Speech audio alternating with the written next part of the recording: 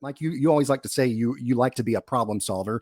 So what I'm going to do is present you with a problem, which I present problems to people all the time, so I'm used to it. But I'm going to do this to you here today, Mike, and you are going to give us some suggestions for possible solutions to this problem. So this week's problem to be solved is, how can I minimize the impact of inflation on my retirement? We talked a lot about inflation toward the top of the show. It's on everybody's minds. How can people minimize that impact of inflation on their retirement right now?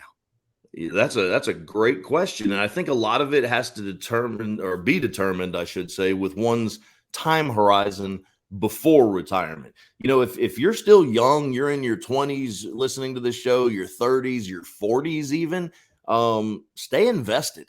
Don't freak out because of a little bit of market volatility. One thing that history has taught us is that markets tend to repeat themselves. They are cyclical. So what goes up must come down. What goes down must go up. It's just the cycle of the economy. And over time, you want to stay invested. And for those of you who have lost a little bit of money and you still have time to make it or allow it to come back, don't freak out, because again, it will come back over time.